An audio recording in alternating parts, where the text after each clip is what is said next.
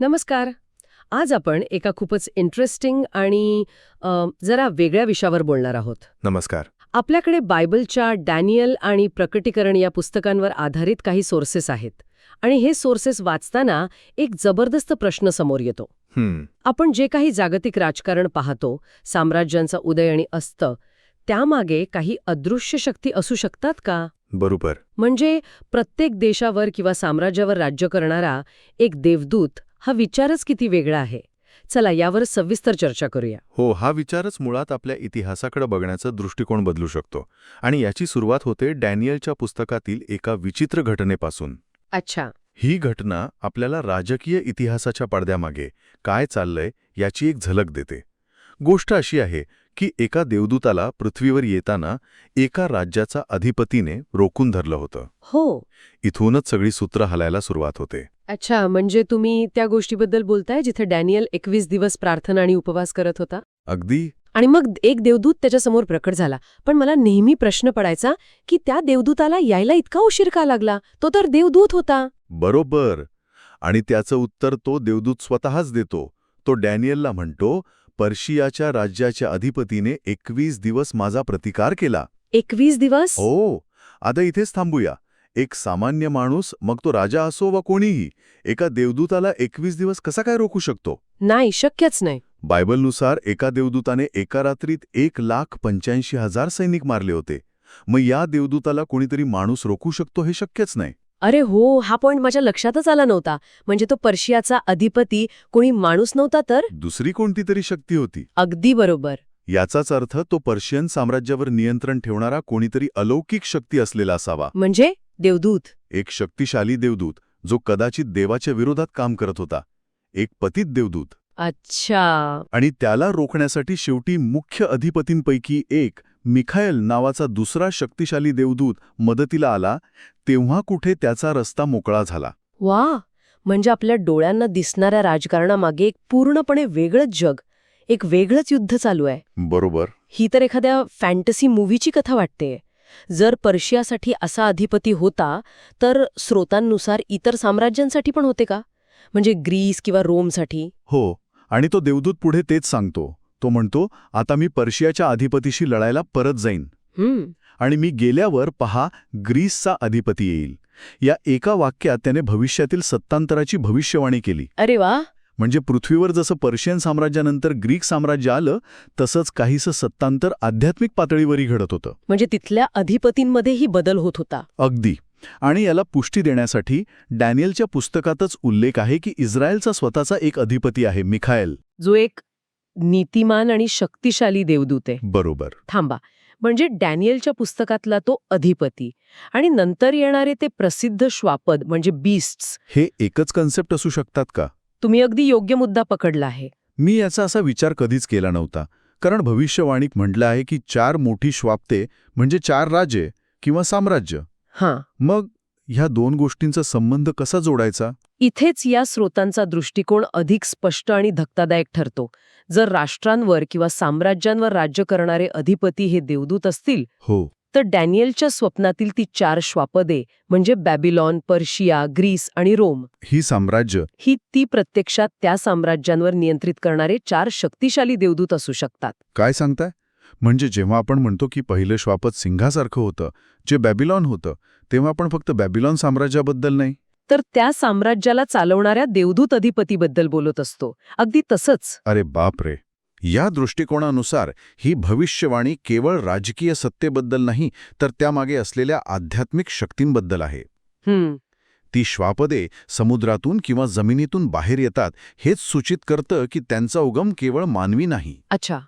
ती केवळ साम्राज्य नाहीत, तर त्या साम्राज्यांना नियंत्रित करणारी, त्यांच्यावर प्रभाव टाकणारी देवदूत सदृश्य शक्ती आहेत. म्हणजे जेव्हा आपण बॅबिलॉनच्या सिंहाबद्दल किंवा पर्शियाच्या अस्वालाबद्दल वाचतो, तेव्हा आपण केवळ राजांबद्दल नाही, तर त्यांच्या मागे असलेल्या अधिपतींबद्दलही बोलत असतो.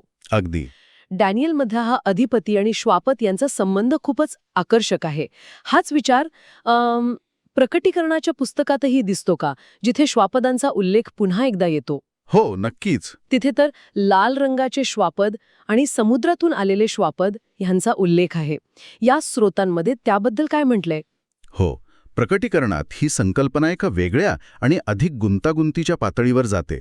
या स्रोतांमध्ये दिलेल्या व्याख्येनुसार लाल रंगाचे श्वापद हे शेवटच्या काळात येणारे जागतिक सरकार आहे, वर्ल्ड बीस्ट गव्हर्नमेंट. एक जागतिक राजकीय सत्ता. बरोबर. आणि समुद्रातील श्वापद हे त्याहूनही शक्तिशाली आहे. त्याला बॅबिलोन वेश्या असंही म्हटलं आहे. बॅबिलोनियन हार्लॉट. जी, या जागतिक सरकारवर म्हणजेच लाल रंगाच्या श्वापदावर स्वार होऊन नियंत्रण ठेवते. आणि स्रोतांमध्ये या समुद्रातील श्वापदाला नाशाचा पुत्र असंही म्हटले, बरोबर?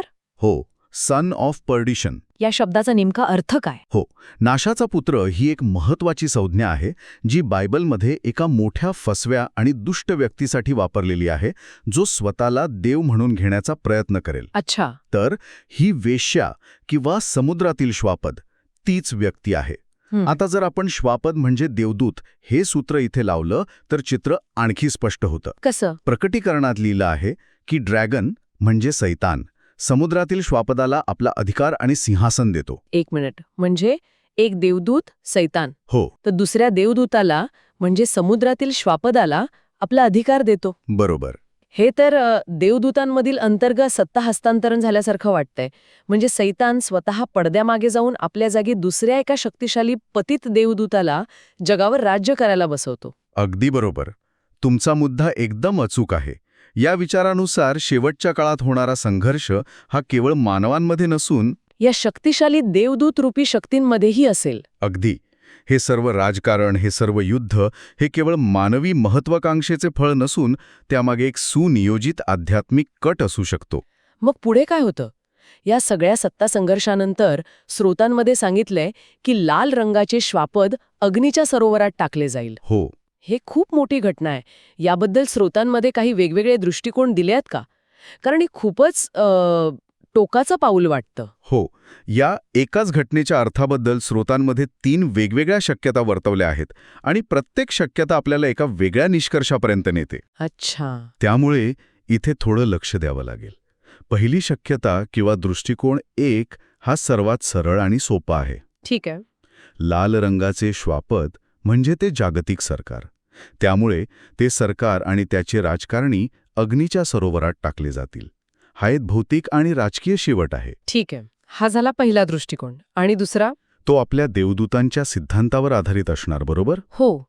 दुसरा दृष्टिकोन आपल्या चर्चेच्या मूळ संकल्पनेवर आधारित आहे. त्यानुसार लाल रंगाचे श्वापद म्हणजे त्या जागतिक सरकारला नियंत्रित करणारा पतित देवदूत. हां. आणि तो देवदूत अग्नीच्या सरोवरात टाकला जाईल. स्रोतांमध्ये असंही म्हटलं आहे की तो तिथे 1000 वर्षांहून अधिक काळ जळत राहील. बापरे. हे एका शक्तिशाली आध्यात्मिक अस्तित्वाचे अंताचे प्रतीक आहे, केवळ मानवी सरकार नाही. आणि तिसरा दृष्टिकोन तर याहूनही वेगळा आहे, नाही का? तो तर खूपच धक्कादायक वाटतो. हो. तिसरा दृष्टिकोन खूपच अनपेक्षित आहे. यानुसार लाल रंगाचे श्वापद म्हणजे स्वतः पृथ्वी. काय? पृथ्वी स्वतःच? हे तर खूपच वेगळं आहे. हाय की नाही? मग याचा अर्थ तर असा होतो की आपण ज्या पृथ्वीवरील राज्याबद्दल बोलतो ते शक्यच नाही. कारण जर पृथ्वीच अग्नीच्या सरोवरात असेल तर ते राज्य कुठे असणार? बरोबर. यावर जास्त माहिती नाही, पण ही एक शक्यता म्हणून मांडली आहे. जर हे खरं असेल तर 1000 वर्षांचे राज्य पृथ्वीवर असूच शकत नाही.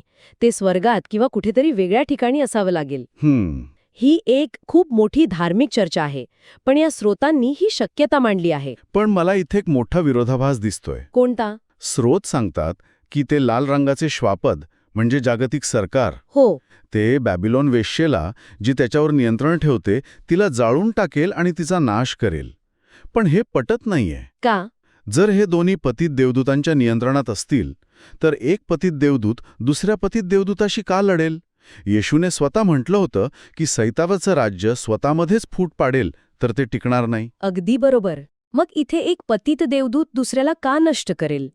यामागे काहीतरी मोठी रणनीती असली पाहिजे, नाही का? हा एक अत्यंत महत्वाचा आणि तार्किक प्रश्न आहे आणि यावरही स्रोतांमध्ये एक संभाव्य स्पष्टीकरण दिलं आहे. अच्छा. कदाचित एकच शक्तिशाली पतित देवदूत या दोन्ही शक्तींवर म्हणजेच लाल श्वापद आणि वेश्या या दोन्हींवर नियंत्रण ठेवत असेल. एकच? हो. तो देवदूत केवळ आपल्या सत्तेच्या स्वरूप बदलत असेल. म्हणजे आधी तो वेश्येच्या रूपातून म्हणजे एका फसवणाऱ्या धार्मिक किंवा आर्थिक प्रणालीतून जगावर राज्य करतो आणि नंतर जेव्हा तिची गरज संपते तेव्हा तिला नष्ट करतो. तेव्हा तिला लाल श्वापदाकरवी म्हणजेच थेट राजकीय आणि लष्करी सत्तेकरवी नष्ट करून सत्ता पूर्णपणे आपल्या हातात घेतो. वाव, म्हणजे हा एक प्रकारचा अंतर्गत सत्तापालट आहे. अगदी. बाहेरून पाहणाऱ्याला संघर्ष दिसतो, पण नियंत्रण एकाच शक्तीकडे राहतं. म्हणजे सत्तेचं केवळ एकत्रीकरण. हे सगळं ऐकून खरंच डोकं चक्रावून गेलं आहे. देवदूतांची युद्ध, सत्तेचं हस्तांतरण, एकाच शक्तीचे वेगवेगळे अवतार. हो, हे खूप गुंतागुंतीचं आहे. पण श्रोतांमध्ये या सगळ्यापेक्षा एखादा सोपा, सरळ अर्थ दिला आहे का? म्हणजे सामान्यपणे याचा अर्थ काय लावला जातो? हो, दिला आहे. आणि तो समतोल साधण्यासाठी महत्वाचा आहे. या सगळ्या गुंतागुंतीच्या सिद्धांतांनंतर स्रोत आपल्याला एक अधिक पारंपरिक आणि सरळ दृष्टिकोनही देतात. अच्छा. त्यानुसार श्वापद म्हणजे देवदूत असण्याची काही गरज नाही. श्वापद म्हणजे केवळ राजकीय सत्ता किंवा साम्राज्य. म्हणजे जसं आपण आधी बोललो, डॅनियलच्या पुस्तकातली 4 श्वापद म्हणजे 4 साम्राज्य. अगदी तसंच. त्याचप्रमाणे प्रकटीकरणात लाल श्वापदाने बॅबिलोन वेश्येला जाळणे हे केवळ 2 मानवी शक्तींमधील वर्चस्वाची लढाई असू शकते. म्हणजे एका जागतिक राजकीय सत्तेने एका मोठ्या धार्मिक किंवा आर्थिक सत्तेला संपवून टाकणे, असं काहीसं. अगदी तसंच. या दृष्टिकोनानुसार या घटनांच्या मागे पतित देवदूत नक्कीच असू शकतात. हां, ते पडद्यामागे सूत्र हलवत असतील. हो, ते मानवी नेत्यांना प्रभावित करू शकतात, त्यांना चुकीचे निर्णय घ्यायला लावू शकतात, पण श्वापद हे स्वतः देवदूत नाहीत. ते फक्त प्रतीकं आहेत. बरोबर. ते केवळ मानवी सत्ता आणि साम्राज्यांचे प्रतीक आहेत. हा या स्रोतांमध्ये दिलेला एक संतुलित दृष्टिकोन आहे. तो मान्य करतो की आध्यात्मिक शक्तींचा प्रभाव असतो, पण भविष्यवाणीतील प्रतीकं ही प्रामुख्याने मानवी जगातील सत्ता आणि साम्राज्यांबद्दल आहेत. तर आजच्या चर्चेचा सारांश काढायचा झाला तर ह्या स्रोतांनी आपल्याला इतिहासाकडे पाहण्याचा एक पूर्णपणे नवीन दृष्टिकोन दिला आहे. नक्कीच. मानवी साम्राज्यांच्या उदया आणि अस्ताच्या मागे, त्यांच्या राजकारणामागे देवदूतांच्या अधिपत्याचा एक अदृश्य स्तर असू शकतो. पर्शियाचा अधिपती, ग्रीसचा अधिपती, ही कल्पनाच आपल्याला जागतिक घडामोडींकडे एका वेगळ्या नजरेतून पाहण्यास भाग पाडते. बरोबर. आपण ज्याला केवळ राजकारण, अर्थकारण किंवा मानवी महत्वाकांक्षा समजतो, त्यामागे एक मोठं अदृश्य युद्ध सुरू असू शकतं. खरंय. आणि जाता जाता एक विचार करण्यासारखा प्रश्न आपल्या श्रोत्यांसाठी. जर आपण वर्तमानपत्रात वाचत असलेला किंवा टीव्हीवर पाहत असलेलं दृश्य, इतिहास हा केवळ स्वर्गात लढल्या जाणाऱ्या अदृश्य युद्धांचं प्रतिबिंब असेल, तर जागतिक घडामोडींबद्दल आणि आपल्या भविष्याबद्दलची आपली समज कशी बदलेल? यावर नक्की विचार करा.